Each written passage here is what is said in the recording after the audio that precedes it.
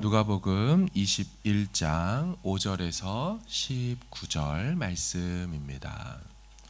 우리 한 절씩 교독하도록 하겠습니다. 어떤 사람들이 성전을 가리켜 그 아름다운 돌과 헌물로 꾸민 것을 말하며 예수께서 이르시되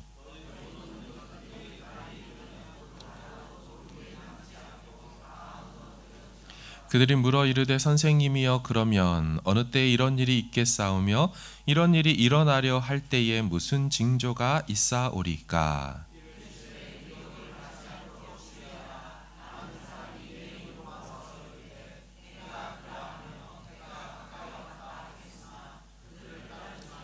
난리와 소요의 소문을 들을 때에 두려워하지 말라. 이 일이 먼저 있어야 하되 끝은 곧 되지 아니하리라.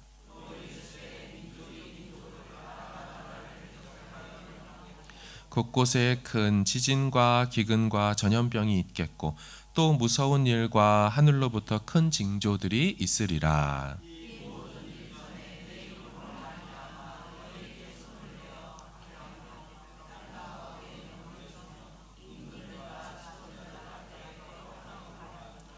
이 일이 도리어 너희에게 증거가 되리라.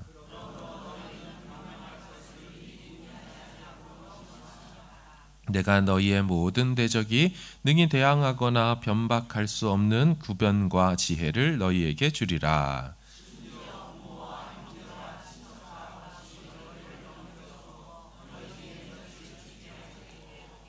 또 너희가 내 이름으로 말미암아 모든 사람에게 미움을 받을 것이나 같이 읽습니다. 너희의 인내로 너희 영혼을 얻으리라. 아멘. 할렐루야. 아멘. 우리 좌우 앞뒤 계신 분 서로 축복하길 원합니다. 오늘 복된 주일입니다. 만나서 반갑습니다. 축복합니다. 아멘. 누가복음 99번째 자칭 메시아와 전쟁과 재난의 소식을 들을 때, 너무 내용이 길어져서 그 뒤에는 성도는 어떻게 해야 될까 요거였는데 이제 앞에만 했습니다. 오늘 본문의 내용은 좀 심각한 내용이죠.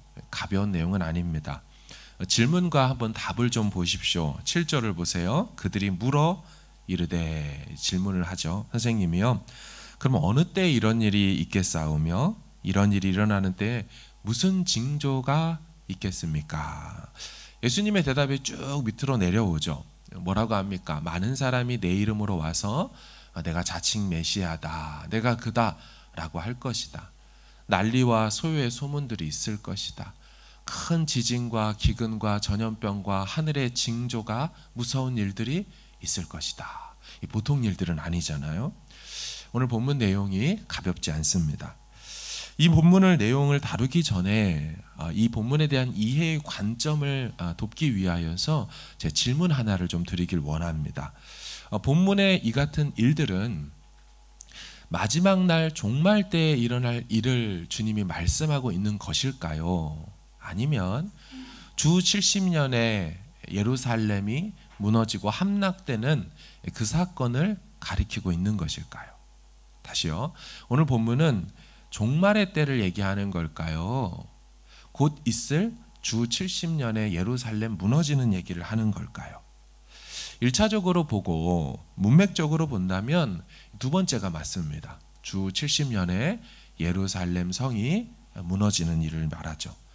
왜냐하면 돌 위에 돌 하나도 남지 않고 무너뜨려지리라는 게 문맥 속에 나오죠. 6절을 보세요. 너희 보는 이것들이 날이 이르면 돌 하나도 돌 위에 남지 않고 다 무너뜨려지리라. 따라서 1차적으로는 역사 속에서 곧 성취될 예루살렘 함락 사건에 대한 거 맞습니다. 20절도 한번 보십시오. 너희가 예루살렘이 군대들에게 에워싸이는 것을 보거든 멸망이 가까운 줄을 알라. 우리 입장에서는 이미 이루어진 사건입니다. 예수님 입장에서는 곧 있을 예루살렘 멸망 사건입니다. 그러나 이렇게만 볼 수는 없는 본문이기도 합니다. 왜 그러냐면 27절을 한번 보십시오. 이제 다음 주 구절인데, 그때에 사람들이 인자가 구름을 타고 능력과 큰 영광으로 오는 것을 보리라. 주 70년에 인자가 구름 타고 오는 것을 본 적이 있다고 했습니까? 한 번도 들어보지 못했죠. 인자가 구름 타고 오는 것은 분명히 재림에 대한, 마지막 날에 대한 표현이기 때문에 오늘 본문은 두 가지 관점이 있다는 겁니다. 가까운 미래이면서도 우리 입장에선 과거고요.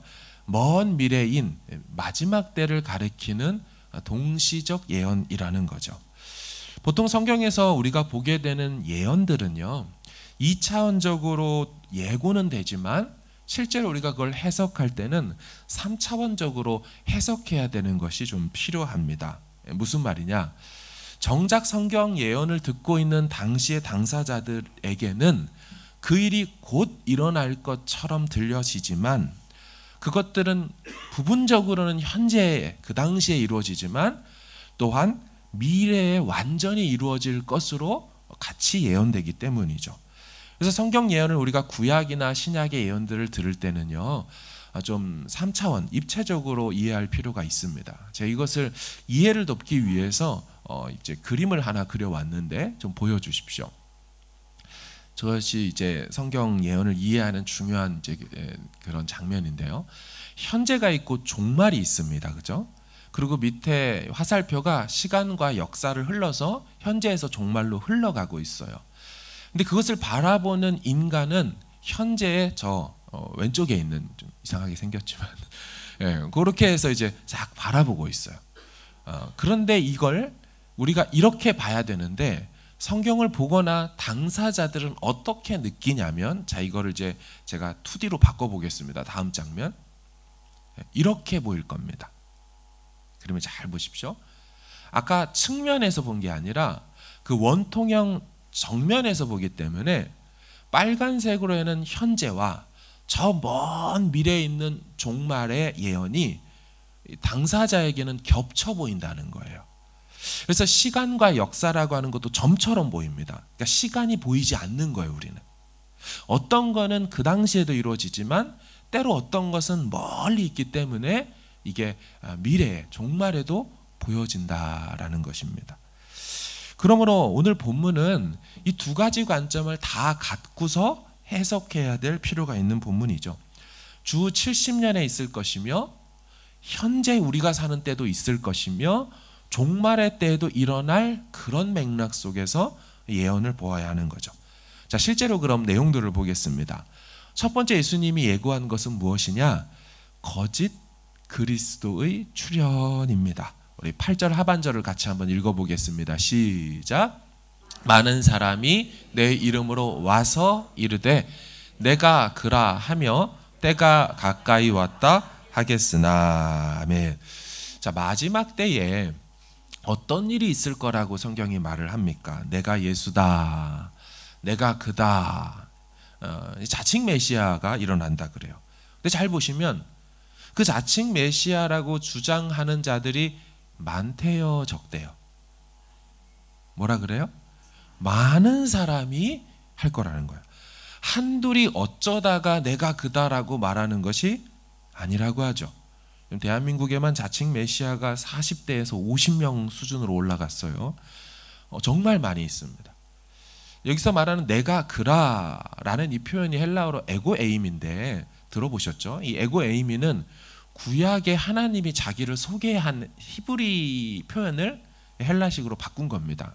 그러니까 내가 스스로 있는 자다. 하나님 말씀하셨죠? 출애굽기에서 이 떨기나무 앞에서 나는 스스로 있는 자다. 이걸 내가 그다라고 지금 번역을 한 것뿐입니다. 그러니까 마지막 때에 내가 바로 하나님이다라고 하는 자들이 얼만큼 많이 일어난다 그래요. 실제 초대교회에서도 이런 자들이 있었다고 성경이 기록하죠. 사도행전 5장을 한번 보십시오. 이전에 드다가 일어나 스스로 선전하매 사람들이 약 400명이나 따르게 되었습니다. 여기 보면 선전하다 이 말이 직역하면 자신이 무엇인 것처럼 말하다입니다. 내가 뭐가 되는 것처럼 현대어 성경 보여주십시오. 얼마 전 드다라는 사람이 나타나 자기를 위대한 인물로 선전한 일이 있었습니다. 그 당시에도 드다라는 사람이 자신이 뭐가 되는 것 마냥 얘기했어요. 요세푸스라는 유대인 딱 한 명밖에 없다 그랬죠. 2000년 전 역사가로. 이 사람이 쓴 글에도 당시에 자칭 메시아가 많았다고 써놨어요.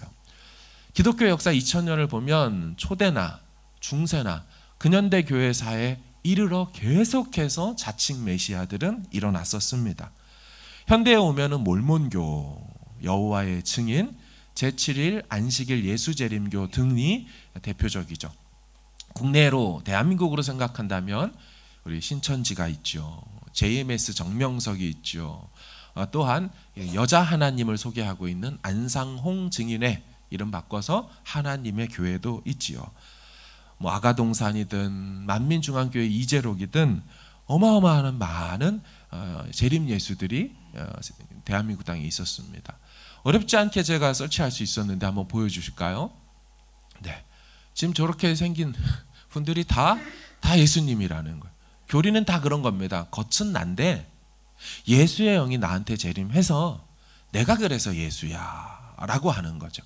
자, 다음 것도 보여주시면 그죠? 천국이 가까이 왔다. 재림 예수를 믿으라고 자기 증명사진을 걸어놨어요. 와, 용기가 얼마나 대담한지. 다음 것도 보여주시면 재림 예수 세상을 심판한다. 이 대한민국 땅에 재림 예수의 빛이 쫙 임하게 되면서 자기가 예수다라고 하죠.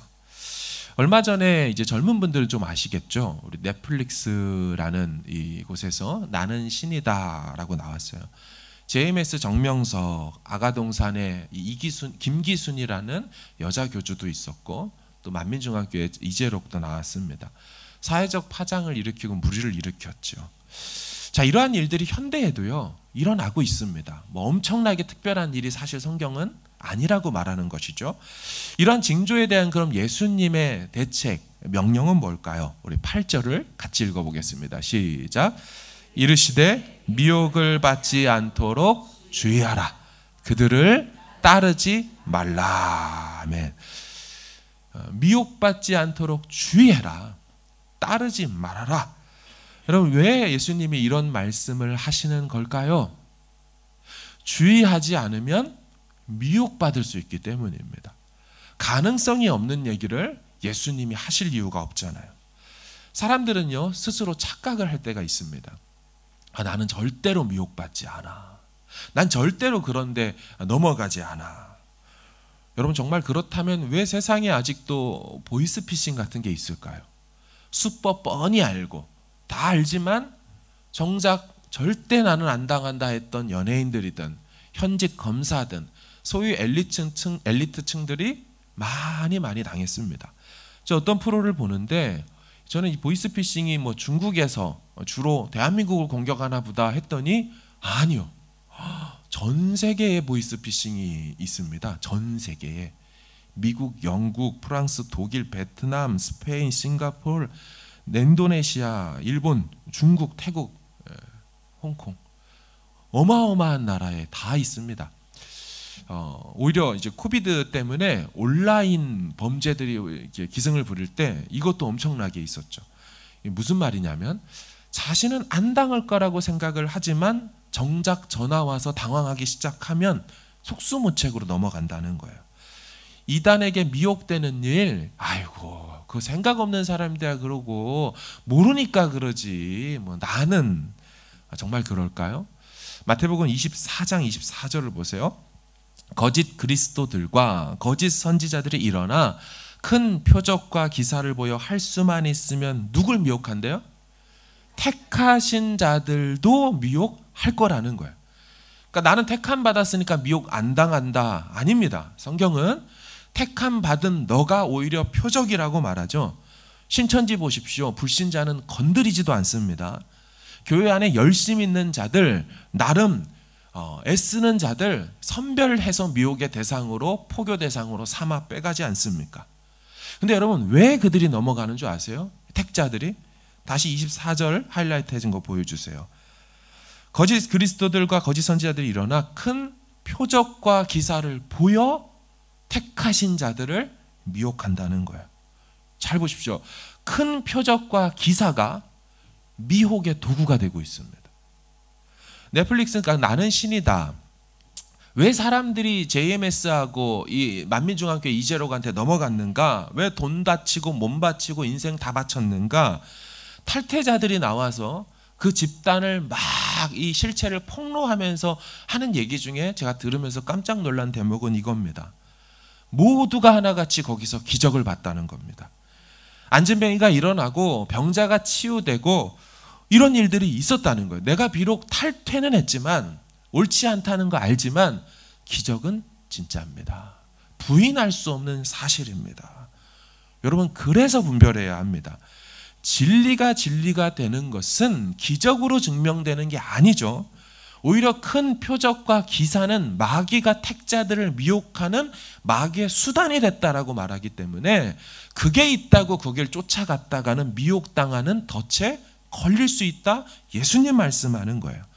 기독교는 분명히 치유와 회복이 있어요. 기독교에 분명히 말로 설명할 수 있는 하나님의 능력들이 나타남이 있어요. 여러분 믿으십니까? 하지만 그것이 기독교를 기독교 되게 하는 본체와 실체가 아니라는 거예요.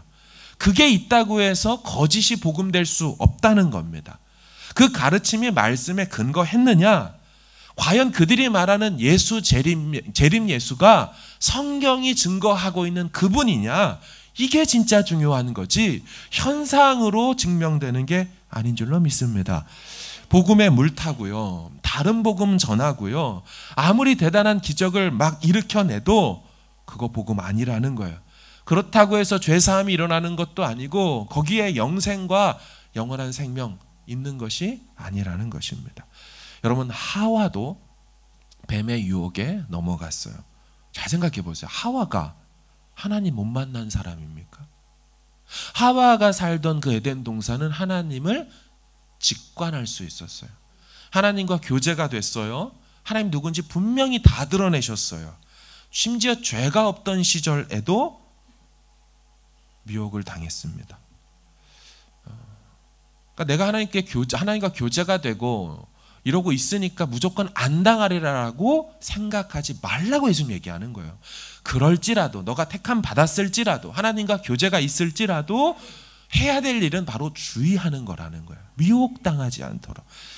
여러분 고린도후서 11장 3절 보세요. 뱀이 그 간계로 하와를 미혹한 것 같이. 간계가 간교한 계략이죠. 사탄의 속임수입니다. 설계된 속임수예요. 이렇게 하면 넘어가리라. 사탄 입장에서는 아담 하와 이후로 지금까지 성공 사례가 어마어마하죠. 너라고 뭐 특별히 대단해? 내가 짜놓은 판에 들어오면 내가 영적 타짜인데 내가 주는 패 받다 보면 넘어가는 거야. 한 번 맛보면 다음번 또 하고 싶게 되는 거야. 예수님께서 말씀하시는 거예요. 미혹 당할 수 있으니, 제자들한테 하는 말이에요. 불신자가 아닙니다. 이방인이 아니에요. 제자들한테 하는 말. 미혹 당할 수 있으니 주의해야 되고 따르면 안 된다. 제가 사역했던 교회에서도 그런 일이 있었다고 말씀드렸습니다. 얼마나 교회가 부흥을 하는지 한 해에 수백 명씩 왔어요. 제 추산으로 한 해에 800명씩 등록하고 있던 때가 있었습니다. 그때 오셨던 분들 중에 엄청난 열심이 있었던 분이 있어요. 그분이 1년 만에 새가족반 리더의 자리를 꿰찼습니다. 믿을만 했고요. 확실한 보증이 있었어요. 국가에서 일을 하고 있었어요. 그러니까 믿고 맡겼죠. 어느 날 신천지 명단 엑셀 파일이 떴죠. 대한민국에. 그때 한번 뒤집어질 때 그분 이름 검색하니 인천 부평에 있었습니다. 그리고 바로 사라졌어요. 정체가 들통났죠. 아무도 생각 못했어요. 엄청나게 때로 몰려오는 새신자들 속에 신천지가 있을지 누가 알았습니까? 두 번째로 사역했던 교회에서도 마찬가지예요. 청년부 담당 전도사님이 이 사역할 때 막 아이들이 왔습니다. 얼마나 감사해요. 청년들이 귀한 시절에 애들이 왔는데 꽤나 열심히 4-5명의 무리들, 그들과 같이 교제하며 1년 만에 이들도 새가족반 리더가 됐어요. 그리고 나서 수련회를 갔다가 잠시 교회에 왔는데 걔네들이 교회에서 거처에 머물고 있었던 그 방에 가서 수련회 물품 찾다가 신천지 문서가 발견된 거죠. 그리고 나서 발각이 됐습니다. 그리고 그 담당 전도사님이 책임지고 사임했는데 담임 목사님 아들이었어요. 그럼 어느 담임 목사님 아들이 아빠 목회를 돕는다고 전도사로 왔다가 신천지를 열심히 받아들이고 싶었겠습니까? 많은 여러분 작정하고 달려드는데 방법이 있어요?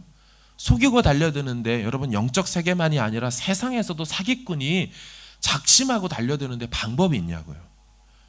우리는 그래서 깨어서 미혹당하지 않도록 깨어 있어야 하는 줄로 믿습니다. 여러분 왜 이런 일이 일어날까요? 오늘 본문의 예수님 말씀을 등한히 여겼기 때문이에요.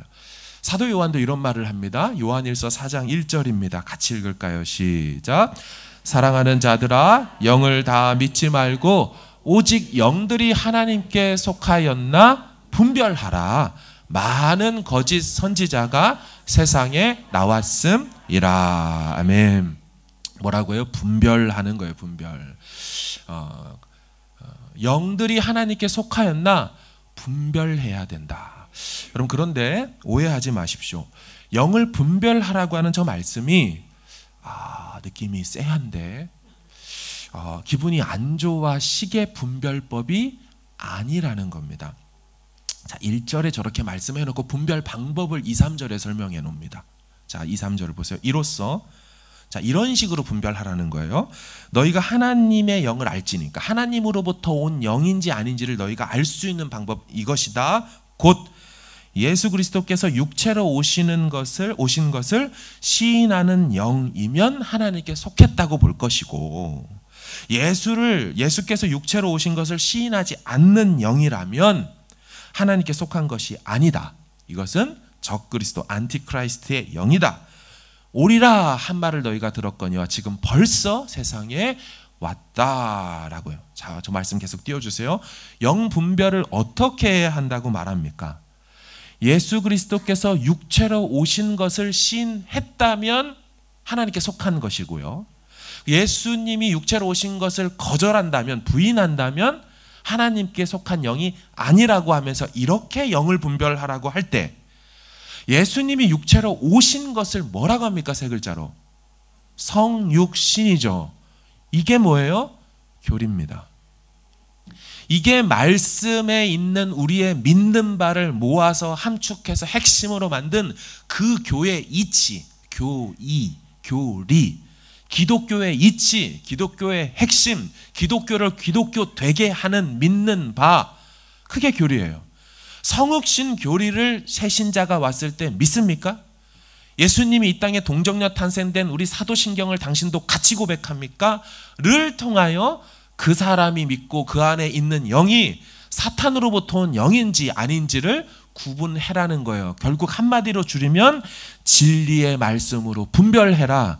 여러분 이것이 영 분별하는 은사인 줄로 믿습니다. 하나님의 말씀 위에 바로 서서 성경이 말하는 삼위일체 하나님과 다른 하나님을 말하고 있다면, 예수를 말하고 있고 다른 영을 말하고 있다면 그게 바로 하나님으로부터 오지 않은 적그리스도의 영이 되는 것이지요. 사랑하는 여러분, 내가 은혜 받았다고 해서, 내게 감동을 줬다고 해서, 내 눈을 뜨이게 했다고 해서 그게 다 진리가 될 수 없어요. 감정적 터치를 얼마나 이단들이 하는지 몰라요. 넷플릭스 그거 뭐 혹시 볼 수 있다면 한번 봐보십시오. 깜짝 놀랄 일들이 있습니다. 당시에 사람들이 시각효과, 비주얼 이펙트 잘 모를 때 화면에다가 그런 장난질 해가지고 이재록이 딱 등장했는데 괜히 후광 비치는 것처럼 딱 해놓고 천사가 함께 하셨다고 막 거짓말을 하지 않나? 볼 수 있으면 눈이 뜨인 거고 못 보면은 눈이 닫힌 거라고 말하니까 다들 안 보이는데 보인다고 막 얘기를 하고 막 하니까 당하는 거예요. 막 그렇게 하면 더 특별해 보이니까. 여러분, 사탄이 그런 거를 조장해요. 그래서 진리에서 멀어지게 해요. 결론은 뭡니까? 예수님이 없고 이재록이 있잖아요. 결국 그렇게 예수님으로부터 멀어지게 하는 이런 일들, 말씀으로 분별하고 미혹당하지 않기를 주의 이름으로 축원합니다. 두 번째 징조는 전쟁과 재난의 소식을 말씀합니다. 자, 9절을 보세요. 난리와 소요의 소문을 들을 때에. 난리라고 번역된 건 이제 전쟁이라는 뜻에 가깝고요. 소요라는 건 바로 쿠데타 이런 거를 말합니다. 또한 10절을 보세요. 또 이르시되 민족이 민족을 나라가 나라를 대적하여 일어난다. 민족과 민족 같은 민족끼리 일어나는 일들, 우리 대한민국의 사건이죠. 남북한이 같은 민족끼리 그래요. 나라가 나라, 우크라이나와 러시아의 전쟁이 그렇죠. 또 11절도 보세요. 곳곳에 큰 지진 얼마나 많이 있습니까? 기근, 전염병, 우리 2019년도 우리 화이트섬에서, 뉴질랜드 화이트섬에서 폭발이 일어나는 일들, 전염병, 이건 뭐 너무 분명하죠. 코비드 19 때문에 지난 3년 동안 전 세계에서 코비드로 죽은 사람이 7억 명이 넘습니다. 3년 동안에 코비드로만 죽은 사람이 어제 WHO에서 이제 전 세계 팬데믹은 종식시켰죠. 엔데믹으로 지역병으로 이제 줄여놨지만 여전히 전염병은 있습니다. 무서운 일들, 하늘로부터 징조들 있습니다. 자, 이런 일들이 있을 때, 이런 일들을 우리 역사 속에 만날 때 예수님 뭐라고 합니까? 우리 9절 한번 읽겠습니다. 상반절 시작. 난리와 소요의 소문을 들을 때에 두려워하지 말라. 아멘. 여러분, 신자가 신자되는 것은 그런 일들을 들을 때 이상히 여기지도 말고 두려워하지 않기를 바랍니다. 예수님 이미 말씀해 놓은 거예요. 뭐 갑자기 왜 이래가 아니에요. 내가 지금 태어나서 사니까 갑작스럽게 보이지 2000년 동안 있어 왔고 있을 거라 말씀하셨으니 이상한 일이 아니죠. 9절 이하도 볼까요? 이 일이 먼저 있어야 하되 이 일들이 반드시 일어난다는 거예요. 끝은 곧, 종말은 즉시로 일어나는 것이 아니기 때문에 두려워하지는 말아라는 것입니다. 사랑하는 여러분, 전쟁의 소문들 중에 우리는 이 핵에 대한 위험이 많죠. 혹시 북한이 승질나서 막 밀리다가 일본에 한 발, 우리한테 한 발, 대륙간 탄도니까 막 저기 미국에다 한 발, 이러면 어떻게 되나? 우크라이나하고 러시아 전쟁 속에서도 혹시 핵 버튼을 누르면 어떻게 되나? EU, 나토하고 막 전면전으로 붙으면 어떻게 되나? 뭐 유튜브에 얼마나 많습니까? 전쟁 조장하고 불안하게 만들어가지고 지금이 말세라고. 무슨 말이에요? 2000년 전부터 말세입니다. 말세는, 마지막 때는 예수님 오신 다음부터 계속 말세라고 성경이 말하고 있거든요. 말세의 시간 속에 우리는 계속 살고 있어요. 이런 이야기 들을 때 두려워하지만, 사랑하는 여러분, 두려워하지 마십시오.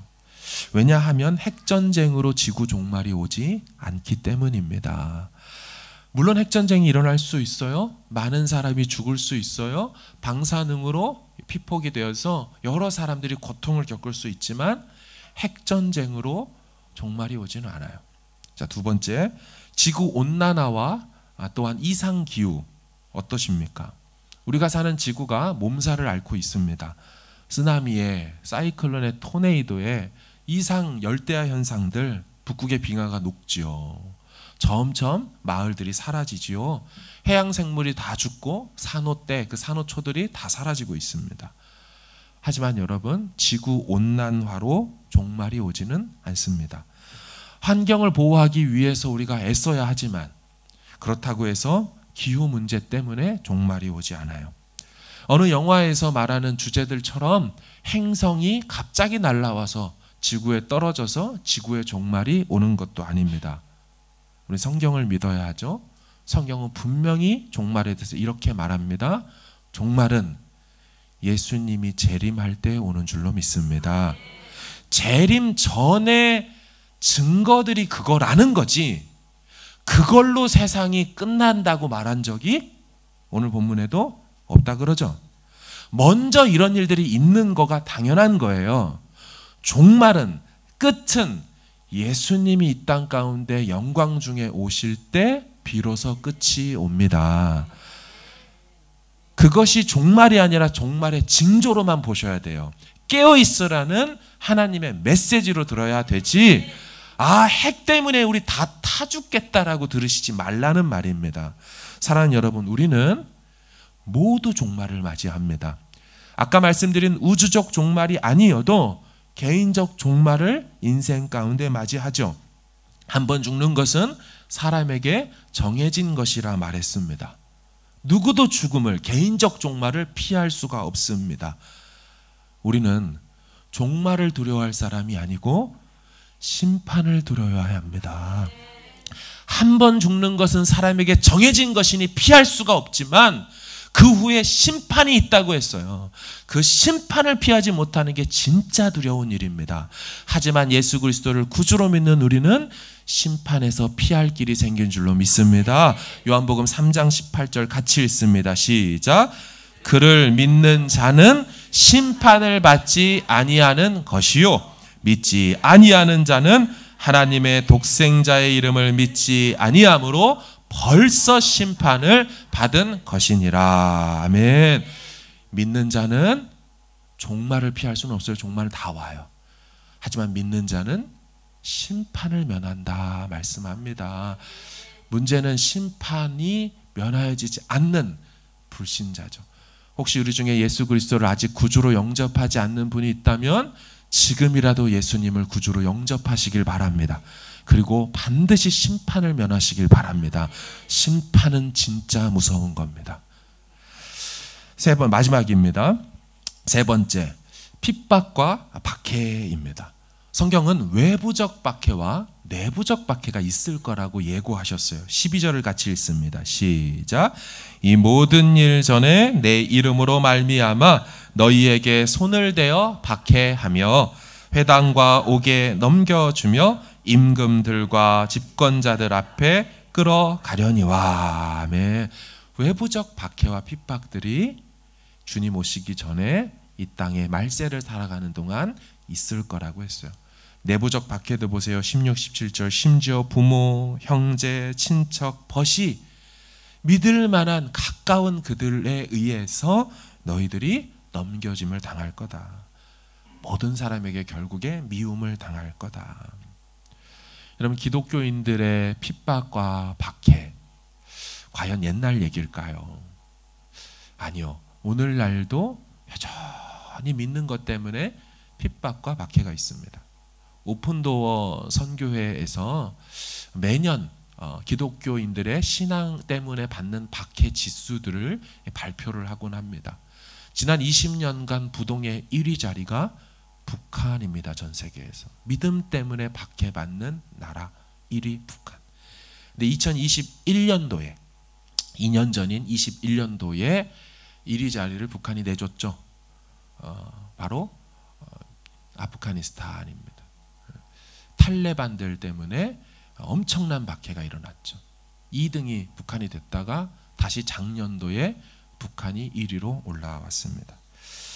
여러분, 지난 2000년 동안 예수를 믿고 기독교를 믿는다는 것 때문에 순교한 사람의 수보다 지난 100년 동안 순교한 사람의 수가 더 많다는 사실을 아십니까? 2000년 동안 순교한 사람보다 지난 100년 동안 믿음 때문에 죽은 사람이 훨씬 더 많습니다. 점점 더 거세지고 있는 박해와 핍박은 무엇을 말합니까? 깨어있으라는 거예요. 깨어있으라는 거예요. 미국과 유럽의 우리 목사님들이 동성애 합법화, 결혼 주례를 거절하기만 해도 실형을 선고받거나 벌금형을 당하거나 신분이 위태해지는 일들이 여전히 우리 시대에 있죠. 우리의 다음 세대의 아이들이, 우리 자녀들이 살아갈 세대는 훨씬 더 핍박과 박해의 세대가 될 수 있죠. 더 위험하게 말한다면 어쩌면 그들은 순교의 세대로서 그렇지 않고는 믿음을 지켜갈 수 없는 세상을 살지도 모릅니다. 사랑하는 여러분, 어떻게 해야 될까요? 이것에 대해서도 예수님께서 이렇게 권면하셨어요. 14절을 읽겠습니다. 시작. 그러므로 너희는 변명할 것을 미리 궁리하지 않도록 명심하라. 아멘. 핍박이 있을 거다. 핍박 때문에 끌려가는 일을, 박해를 당하는 일이 있어도 그때 나는 어떻게 해야 되나, 그거를 지금부터 뭐라고 말해야지 궁리하고 벌벌 떨며 그렇게 살지 말으라 라고 말해요. 왜 그럴까요? 15절 보세요. 내가 너희의 모든 대적이 능히 대항하거나 변박할 수 없는 구변과 지혜를 너희에게 주리라 말씀해요. 박해당하고 끌려가는 일이 있지만 그 상황 가운데 하나님께서 성령으로 주시는 말씀이 있어서 그렇게 그 상황들을 헤쳐나갈 수 있도록 해주겠다 말씀하기 때문이에요. 자, 사도행전 4장 13절에 어떤 일이 있었습니까? 베드로하고 요한이 복음 전하다가 대제사장과 서기관들한테 잡히죠. 그때 이런 일이 있죠. 그들이 베드로와 요한이 담대하게 말함을 보고, 그죠? 말씀한 대로 그들 입술에 성령께서 할 말들을 넣어주시자 그들이 담대하게 선포하잖아요. 하나님 말을 듣는지 사람 말을 듣는 게 옳은지 너희들이 판단하라 막 하면서 도전하니까 오히려 종교 지도자들이 생각하길, 베드로와 요한 그들이 본래 학문 없는 범인 일반 사람인 줄 알았다가 이상히 여기는, 어떻게 저렇게 저런 말들을 하지? 그들이 오히려 밀렸죠. 그들이 오히려 베드로가 요한을 건드리지 못했어요. 감옥에 잡아넣었다가도 풀어줄 수밖에 없는 일들이 일어났어요. 또 한 가지가 있습니다. 21장 13절 보세요. 이런 일들이 도리어 너희에게 증거가 되리란데, 각주 보세요. 또는 증거의 기회가 될 거래요. 핍박당하고 고난당하는 일이 있지만 오히려 그 일 때문에 복음이 전파되는 계기가 될 것이다 말씀했어요. 여러분, 사도 바울 보십시오. 유대인들이 얼마나 핍박했습니까? 선교 갈 때 쫓아다녔죠. 그 때문에 사도 바울이 어떻게 돼요? 더 빨리 유럽의 도시들을 돌아다닐 수밖에 없고 더 열심히 선교지를 개척할 수밖에 없어서 소아시아와 유럽 전 지역에 복음 전파할 수 있는 기회를 얻게 됐죠. 끝내 그는 감옥에 갇혀가지고 유대인들한테 넘겨질 수 있는 그때 핍박 속에 나 항소하겠다 그래서 그걸 도구 삼아, 증거의 기회 삼아 누구한테까지 간다고요? 바로 로마 황제에게까지 배 타고 무상으로 복음 전할 기회를 또 얻어서 로마 땅 세상의 심장부 안에서 이 두 해 동안 셋집 얻어놓고 마음껏 자유롭게 사람들 드러났다 하면서 복음 전하는 기회로 얻게 되었다. 사도행전 28장의 마지막 장면 아니겠습니까? 그런가 하면 초대교회도 이런 일이 일어났습니다. 초대교회 사람들한테 막 부흥이 일어날 때 사도행전 7장에 큰 박해가 일어나죠. 그 박해 중에 대표적 사건이 바로 사도 바울, 그 전에 사울이 스데반 집사를 죽였어요. 이 소문 때문에 막 무서워져서 어찌할 바를 모를 때 하나님은 그 박해를 복음 증거의 기회로 삼죠. 8장 1절을 보십시오. 사도행전. 사울은 그가 죽임당함을 마땅히 여기더라. 그날에 예루살렘에 있는 교회에 큰 박해가 있어 어떻게 됩니까? 사도 외에는 다 유대와 사마리아와 모든 땅으로 흩어지니라. 여러분, 이게 핍박받아서 흩어진 것처럼 보였지만 사도행전 1장 8절에 뭐라 그랬어요? 오직 성령이 너에게 임하시면 너희가 권능을 받고 예루살렘과 온 유대와 사마리아와 땅끝까지 복음 전할 수 있다고 했는데 그게 무엇으로 이루어집니까? 박해로 이루어집니다. 이 하나님의 섭리예요. 고난과 핍박은 분명히 우리에게 아픔이고 힘든 일이지만 오히려 사도행전의 역사를 보면 핍박당함으로 복음은 더 왕성해졌고 복음은 더 진군해졌고 하나님 나라가 확장된 줄로 믿습니다. 사랑하는 여러분, 핍박이 없을 때는 누가 알곡인지 쭉정인지가 구별되지가 않습니다. 하지만 핍박이 오게 되면 그때 비로소 알곡과 쭉정이가 구별돼요. 누가 양인지 염소인지가 구별돼요. 평안할 때는 구별이 안 되다가, 중요한 것은 핍박과 박해를 통하여 진짜 알곡들은 어떻게 자신이 알곡됨을 증명하느냐, 그 상황 속에서도 끝까지 인내하며 견딜 수 있다는 것입니다. 근데 쭉정이는 핍박이 오게 되면 본인이 쭉정이임을 드러내죠. 바람에 나는 겨와 같아서 복 없는 인생과 악인들은 다 날아가지만 복 있는 인생들은, 의인들은 정말 시냇가에 심은 나무 같아서 끝까지 열매를 맺는, 버티고 견디는 인생들이 된다는 것이죠. 오늘 본문 19절 보세요. 같이 읽습니다. 시작. 너희의 인내로 너희 영혼을 얻으리라. 아멘.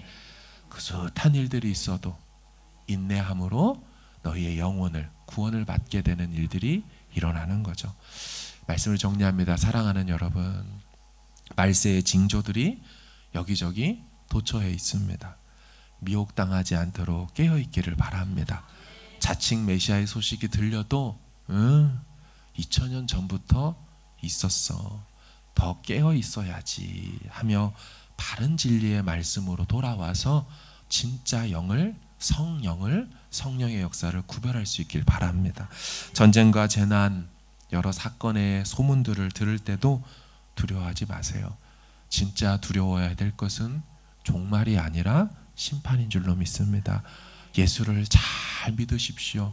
심판을 면할 수 있는 유일한 길입니다. 핍박과 박해가 내부적, 외부적으로 우리 사는 세상 가운데 있을 거예요. 주께서 할 말을 주실 겁니다. 신자는, 참신자는 끝까지 견디게 도와주실 거예요. 하나님 앞에서 이 신앙으로 무장하여 이번 한 주도 승리하시길 주의 이름으로 축원합니다.